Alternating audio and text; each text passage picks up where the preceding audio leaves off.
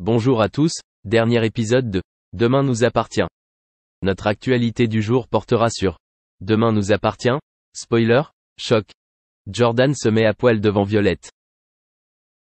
Après les cas de bronchiolite à la garderie, Roxane réfléchit à une prise en charge différente pour Enora.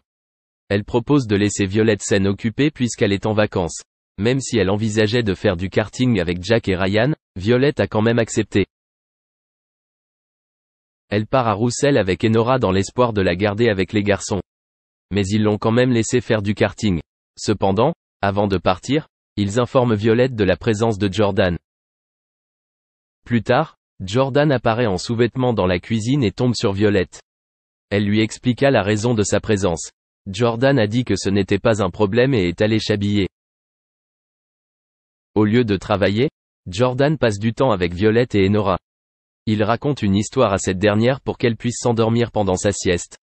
En dormant, Violette se confie à Jordan sur le retour de son frère, Charles, avec qui tout se passe plutôt bien.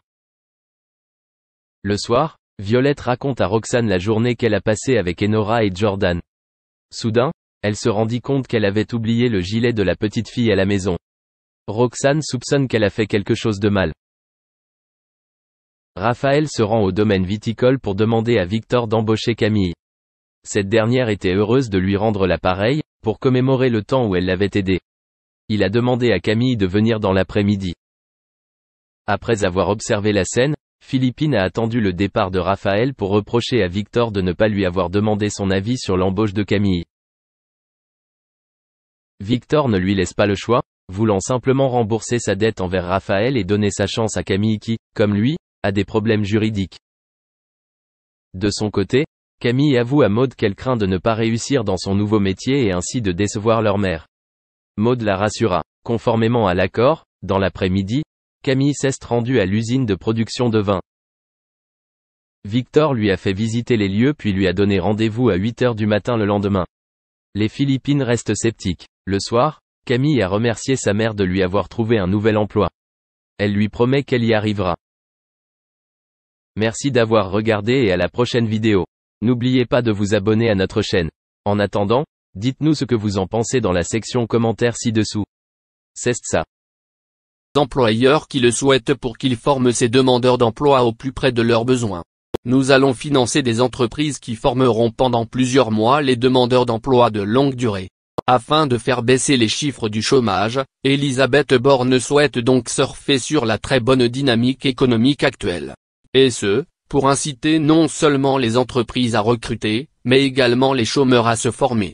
Pour ce faire, un budget important vient d'être libéré comme l'explique la ministre sur le plateau de BFM Business ce jeudi 7 octobre. C'est pour cela qu'on a mis en place un plan supplémentaire avec 800 millions d'euros pour former les demandeurs d'emploi et notamment ceux de longue durée. Il s'agit effectivement d'allouer une prime de 1 000 € à tous les demandeurs d'emploi de longue durée qui décideront de se former en entreprise.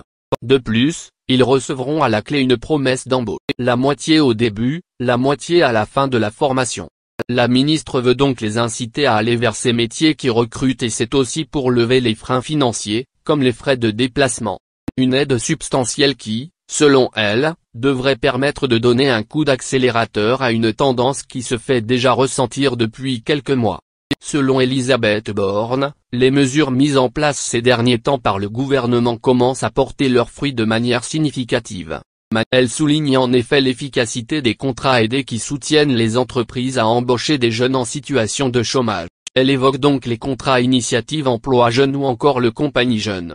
Il s'agit de mesures qui permettent à l'employeur de ne pas avoir à prendre la totalité du salaire de son employé en charge. L'État intervient effectivement à hauteur de 47% dans la rémunération. Grâce à ce nouveau dispositif, la ministre se réjouit de la signature depuis le début de cette année de 40 000 contrats de ce type, alors qu'en 2020, il n'était que 1 600.